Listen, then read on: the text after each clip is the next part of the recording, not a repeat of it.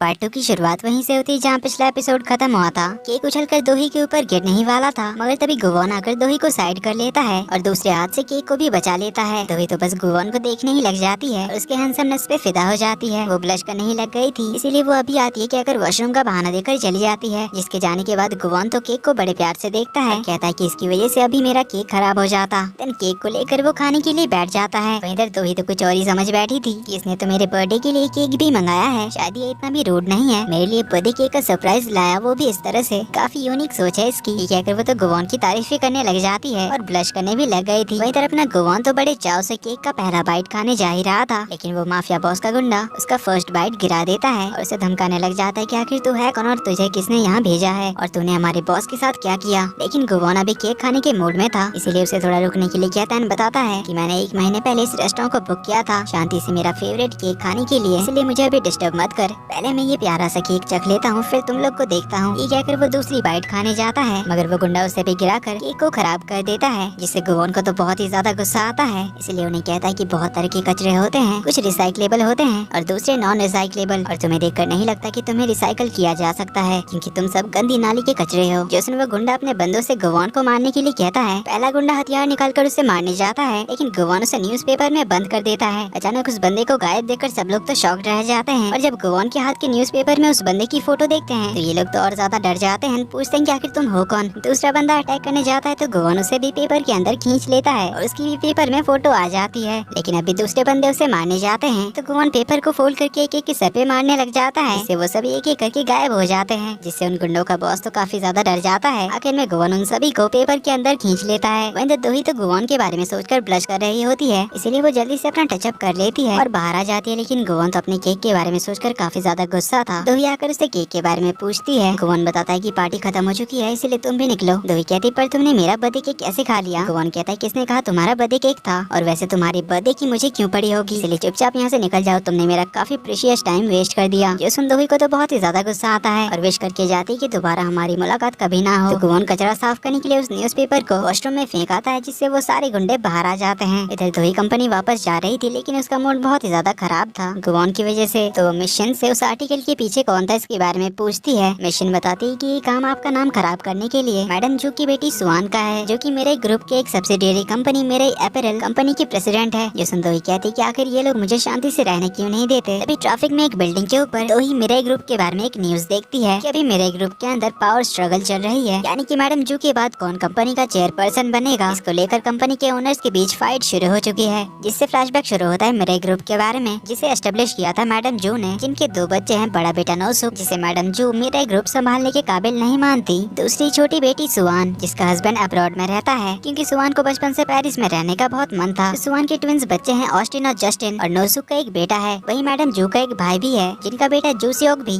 इस power struggle का contender है, क्योंकि वो भी मैडम जू के दूसरी कंपनी संभालता है। और आखिर में मैडम जू को जिस पर सबसे ज्यादा भरोसा है वो है हमारी दोही, जिसे मैडम जू ने आज से 17 साल पहले अडॉप्ट किया था। तब से वो मैडम जू के लिए सबसे इम्पोर्टेंट है और उन्होंने अभी तक सिर्फ दोही को ही अपना सारा काम संभालने का परमिशन दिया है, जिस वजह से मैडम जू के बच्चों को वो पसंद नहीं है। मगर मैडम जू के रहते वो उसे कुछ भी कह भी नहीं पाते। मगर दोही को ये साफ पता है कि वो इन सब के लिए एक वायरस की तरह है, जिसे ये सभी उनके साथ देखना नहीं चाहते। मगर मैडम जू दोही के बिना कुछ भी काम नहीं करती। कमिंग बैक टू प्रेजेंट, दोही को एक अननोन नंबर से कॉल आता है, जिसका नाम था तेजुन, जो मेरे ग्रुप के फाइनेंशियल टीम का हेड था। वो दोही को बताता है कि मेरे पास कुछ ऐसी इन्फॉर्मेशन है जिससे आप मेरे ग्रुप के चेयरपर्सन बन सकती है। मगर मिस्टर तेजुन वो बात फोन पर नहीं बताते हैं, तो अगर उसे इस बारे में जानना है तो उसे बाद में कांटेक्ट करने के लिए कहते हैं। दोही इससे पहले उसे कुछ पूछती वो कॉल काट देता है। मगर दोही को इस पावर स्ट्रगल में कोई इंटरेस्ट नहीं था, इसीलिए वो मिशन से कहती कि अब ये लोग मुझे भी इस पावर स्ट्रगल का हिस्सा बनाने के पीछे पड़े हुए हैं। तभी उसे मैडम जू का मैसेज आता है, जिसमें उन्होंने लिखा था कि लगता है मेरा टाइम आ गया है, फिर मिलेंगे हेवन में। जो देखकर दोही काफी घबरा जाती है, इसलिए वो जल्दी से हॉस्पिटल पहुंच जाती है, जहाँ वो मैडम जू को देखकर बहुत ज्यादा रोने लग जाती है, क्योंकि उसे लग रहा था कि मैडम जू अब नहीं रही। लेकिन वो तो अपनी आंखें खोलकर कहती है कि अब चिल्लाना बंद करो, मैं बस सो रही थी। जो सुनकर दोही को चैन पड़ता है, लेकिन वो उनके इस मजाक से गुस्सा होकर जाने लगती है। मैडम जू उसे वापस बुलाती है, दोही तो उन पर गुस्सा करने लग जाती है। जिससे मैडम जू कहती है कि क्या तुम्हें लगता है कि मैं कभी नहीं मरूंगी। इस पर दोही कहती है कि गॉड झूठे लोगों को हेवन में नहीं आने देते। मैडम जू कहती है कि इसीलिए तो मैं अच्छे काम करती हूँ, याद से हर हफ्ते काफी सारे पैसे डोनेट करती हूँ, जरूरतमंदों की हेल्प करती हूँ, इसलिए मेरे अच्छे काम देखकर भगवान मुझे एंट्री दे ही देंगे। तो दोही उन्हें मजाक बंद करने के लिए कहती है। मैडम जू कहती है कि एक सरप्राइज है तुम्हारे लिए, जो कि उसका बर्थडे केक होता है। दोही कहती है आपको पता है ना कि मैं बर्थडे नहीं मनाती। इस पर वो कहती कि इसीलिए तो मैं ये केक केक लाई हूँ ताकि तुम्हारे साथ इन अच्छे पलों को मैं याद रखूँ, क्योंकि मेरी मरने की तो उम्र हो ही चुकी है। वैसे मेरे मरने के बारे में सुनकर तुम्हें कैसा फील हुआ? तुमने हमारी सारी मेमोरीज को याद किया? तो कहती हाँ किसी हॉरर मूवी से कम नहीं था। इस पर मैडम जो कहती कि इसीलिए तो मैं कहती हूँ कि मेरी बात मानो। आखिर कब तक तुम ऐसे रिबेलियस बनकर रहोगी? तुम बचपन से ऐसे ही हो, घर से भागकर कॉलेज चली गई। तो ही कहती क्योंकि आप पहले ही दिन इतनी लंबी कार लेकर मुझे पिक करने के लिए पहुँच गई थी। जिस पर वो कहती कि क्योंकि मैं नहीं चाहती थी कि दूसरे बच्चे तुम्हें किसी ऑर्फन चाइल्ड की तरह ट्रीट करे। इस पर तो ही कहती कि फिर आपने मेरे कॉलेज के बॉयफ्रेंड को ऐसे देकर ब्रेकअप करने के लिए क्यों कहा? मैडम जो कहती कि क्योंकि मुझे उसकी वाइब पसंद नहीं थी और वो तुम्हारे लिए सूटेबल तो बिल्कुल भी नहीं था। देन तो से ब्लाइंड डेट के बारे में पूछती है, जिस पर वो बताती है कि बहुत ही खराब गया। मैडम जो कहती कि लुक्स पर ध्यान मत दो, वो लड़का अच्छा है भले ही वो कैसा ही दिखता हो। तो ही कहती कि सिर्फ शक्ल ही तो उसकी अच्छी है, बाकी वो बहुत ही बदतमीज और रोड किस्म का लड़का है। मैडम जो कहती कि क्या वो तुम्हें हैंडसम लगा? फिर वो उसका फोटो निकाल कर उससे पूछती कि क्या ये रियल लाइफ में अच्छा दिखता है? दो ही फोटो देकर पूछती कि आखिर ये है कौन? मैं तो गोवन नाम के लड़के से मिली थी। ये कहकर उसका कार्ड दिखाती है। तो ये लोग मिशन को बुलाते हैं, जो पता करके बताती है उस मैच मेकिंग कंपनी से एक गलती हो गई थी। उन्होंने उसी रेस्टोरेंट के दूसरे ब्रांच का एड्रेस दे दिया था, इसीलिए जिस लड़के से आप मिले वो कोई दूसरा ही था। तो को भी रियलाइज होता है कि इसीलिए वो इतना ज्यादा चिढ़ रहा था। इधर हम गोवन को देखते हैं, उसके इंस्टीट्यूशन के एक ऑडिटोरियम में आता है, जहाँ गायोंग नाम की लड़की एक ट्रेडिशनल डांस प्रैक्टिस कर रही थी। वही सीट पर उसका असिस्टेंट बैठा हुआ था, जिसका नाम था पार्क। और ये वही 200 साल पहले जोसन एरा का वो भूखा आदमी था, जिससे गोवन ने कॉन्ट्रैक्ट साइन कराया था 10 साल का। इस कॉन्ट्रैक्ट को गोवन ने काफी ज्यादा एक्सटेंड कर दिया है, इसीलिए वो अभी भी जिंदा है। इधर मैडम जो मिशन से कहकर गोवन को कॉल लगवाती है और इनके मिसअंडरस्टैंडिंग की वजह से दोही ने जो उसका टाइम वेस्ट किया उसका कॉम्पेंसेट करने की बात करते हैं, लेकिन गोवन तो रूडली मना कर देता है। जोसन दोही कहते हैं कि देख लिया ना ये कितना ज्यादा रूड था। और मैडम जो कहते कि जो हुआ जाने दो इसे, लेकिन तुम जल्दी से अपना पार्टनर ढूंढ लो और शादी कर लो, क्योंकि मैं मरने से पहले तुम्हारी शादी देखना चाहती हूँ। इसकी तैयारी मैंने कर रखी है। ये कहकर वो अंगूठी का बॉक्स निकालती है, जिसमें 2 अंगूठी थी। दोनों को ही वो दोही की उंगली में पहना देती है और कहती कि अपना सुटेबल पार्टनर मिलते ही बिना देर के ये अंगूठी पहना देना, तब तक इसे पहने रखना। देन उसका बर्थडे केक निकाल कर कहती है कि 20 साल से ज्यादा हो चुके हैं तुम्हारे पेरेंट्स के डेथ को, उसे भूल कर अपना बर्थडे सेलिब्रेट करो। जिससे हमें समझ आता है कि उसके बर्थडे के दिन ही उसके मॉम एंड डैड की डेथ हुई थी, इसीलिए दोही अपना बर्थडे नहीं मनाती। लेकिन मैडम जो के लिए दोही हैप्पीली बर्थडे मनाती है और उनके अच्छे हेल्थ की विश करती है। मैडम जो फिर से उसके लिए लड़का ढूंढने के लिए लग जाती है, जो देखकर दोही वहाँ से काम का बहाना देकर भाग जाती है। इधर दोही की कॉल आने की वजह से गोवन को अपने केक की याद आ जाती है, इसीलिए वो चिढ़कर जाने लग जाता है। तभी पार्क आकर उससे पूछने लग जाता है कि आप इतने चिढ़े हुए क्यों लग रहे हैं? गोवन कहता है कि क्योंकि मुझे अपना फेवरेट केक खाने को नहीं मिला इसीलिए। पार्क पूछता है कि फिर आप इतने टाइम कहाँ बिजी थे? गोवन कहता है कि एक ब्लाइंड डेट। उसने ये कहा था कि स्टेज में डांस कर रही गायोंग चिल्लाकर कहती कि डेट? आखिर तुम किसे डेट कर रहे हो? क्या वो लड़की मुझसे ज्यादा खूबसूरत है? कहीं तुमने उसके साथ नाइट स्पेंड तो नहीं किया? गोवन तो उसकी बातें सुनकर शॉक रह जाता है, कहता है कि इसे इतनी दूर से कैसे सुनाई दिया? गोवन तो काम का बहाना देकर पार्क को लेकर यहाँ से भाग जाता है। इधर मिस्टर तेजिन जो दोही को इन्फॉर्मेशन देने वाला था, उसे एक आदमी मार देता है। इधर गोवन अपने पावर से अपना सारा ऑफिशियल काम कर रहा था, तभी यहाँ पे गायोंग चिल्लाते हुए पहुँच जाती है कि आखिर वो लड़की है कौन जिसके साथ तुम डेट पर गए थे? पार्क आकर उसे समझाता है कि ऐसी कोई बात नहीं थी, बस थोड़ी सी मिसअंडरस्टैंडिंग थी। तो हमें पता चलता है कि पार्क और गायोंग दोनों ही पिछले जन्म से गोवन के साथ हैं और गायोंग को गोवन पे क्रश भी होता है, लेकिन गोवन को वो दोनों ज्यादातर इरिटेट ही करते थे, इसीलिए वो उन्हें कहता है कि तुम दोनों को मैंने बेकार ही जिंदा रखा है। पार्क कहता है हाँ पता है, आप अकेले नहीं रहना चाहते इसीलिए तो आपने हम दोनों को जिंदा रखा है। पर गोवन थोड़ा अकड़ दिखाते हुए कहता है कि मैं एक इमॉर्टल डेमन हूँ, मैं इतने सालों से अकेला रहा हूँ, मुझे क्यों तुम दोनों की जरूरत पड़ेगी? तुम्हें क्या पता इमॉर्टल होने का अलग ही मजा है, जिसे तुम इंसान कभी नहीं समझ सकते। ये कहकर वो उन्हें काम पे लगने के लिए कहता है। दूसरी ओर हम दोही को देखते हैं जो एक बीच पर आती है, जहाँ वो अपने मॉम डैड के साथ आया करती थी। तो यहाँ पर वो अपने मॉम एंड डैड को याद करती है और यहाँ पर उनके साथ बिताए हुए पलों को याद कर रही होती है। रात हो जाती है, हम गोवन को देखते हैं क्लॉक टावर के ऊपर, जिसे आज कुछ अजीब लग रहा था। दूसरी ओर हम दोही को देखते हैं जो रात के 12 बजे तक बीच पर ही होती है। 12 बजने के बाद वो कहती है कि आखिरकार मेरा श्रापित बर्थडे खत्म हुआ। तभी एक कैब का ड्राइवर आता है, कहता है कि आपकी गाड़ी आ चुकी है। इसमें दोही बैठ जाती है। थोड़ी दूर जाने के बाद उसके फोन पे नोटिफिकेशन को चेक करती है, इसमें वो देखती है कि उसने जो कैब बुक किया था उसकी लोकेशन अभी भी 17 मिनट दूर दिखा रही है। अभी वो ड्राइवर को देखती है जिसके गले पर खून के निशान थे, तो उससे पूछते कि आखिर तुम हो कौन? तो हम देखते हैं कि ये वही किलर था जिसने मिस्टर तेजिन को मारा था।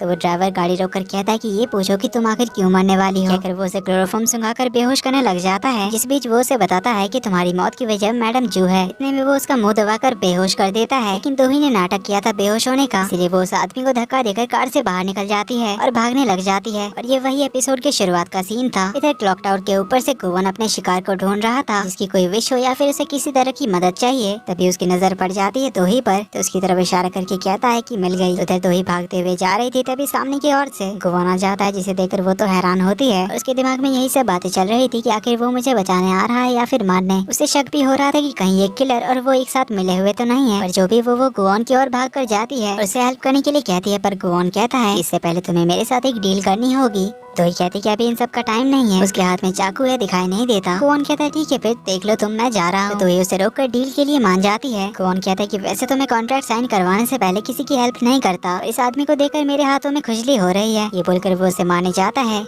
मौका देकर दोही यहाँ से कार के पास भाग जाती है। वो कार स्टार्ट करने जा रही थी कि तभी गुवान उस किलर को कार के ऊपर फेंक देता है, जिससे दोही तो काफी घबरा जाती है। तभी गुवान उसकी ओर आ रहा था और उसकी आंखें लाल हो चुकी थी। जो देख दोही तो घबराकर कार से निकल जाती है और ब्रिज के उस पार छुप जाती है। तो गुवान उसके पास आता है, उसकी ओर हाथ बढ़ाकर कहता है कि तुम्हें हमारी डील तो याद है ना। दोही जैसे उसका हाथ होल्ड करती है, गुवान के हाथ में जो होली क्रॉस का निशान था वो ग्लो करने लग जाता है। दोनों एक दूसरे को देख ही रहे होते हैं कि इतने में किलर कार को बहुत ही तेजी से भगाकर उनकी ओर आने लगता है, जिसे देख दोही तो डर जाती है। पर गुवान एक चुटकी मारता है उसे देखकर, लेकिन उसकी पावर काम नहीं करती। दोही का हाथ तो डर के मारे छूट जाता है और वो नीचे गिरने लग जाती है। तो गुवान उसके साथ ही कूद जाता है, लेकिन पानी के अंदर गुवान बेहोश हो जाता है। वो तो नीचे डूबते हुए जा रहा था। दोही तो ऊपर उठने लग जाती है, पर गुवान को डूबता हुआ देखकर वो उसे बचाने के लिए नीचे आती है, पर वो उसे ऊपर नहीं खींच पा रही थी। लेकिन जैसे ही वो उसका हाथ होल्ड करती है उसे खींच कर ऊपर उठाने के लिए, तभी गुवान के हाथ का होली क्रॉस दोही के हाथ में ट्रांसफर हो जाता है। इसके बाद वो भी बेहोश हो जाती है। सीन कट होता है। जैसे ही दोही को होश आता है तो वो समंदर के किनारे पे थी।